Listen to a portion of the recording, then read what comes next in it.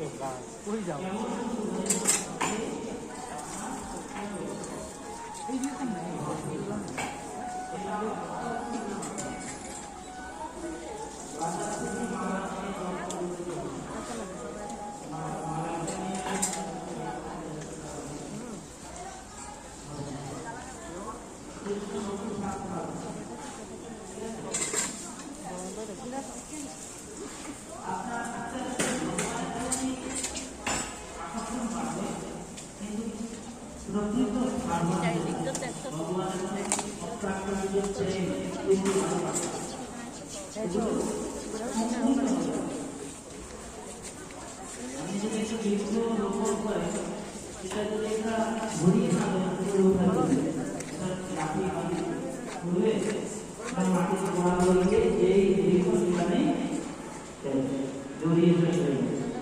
কিন্তু গুরুর মাধ্যমে যদি আপনি আনেন পাঠ হরিনাম তাহলে ধীরে ধীরে আপনার নামের প্রভাবটা বাড়বে, অঙ্কুরিত হবে, শুদ্ধ প্রেম ভক্তিতে লাভ হবে।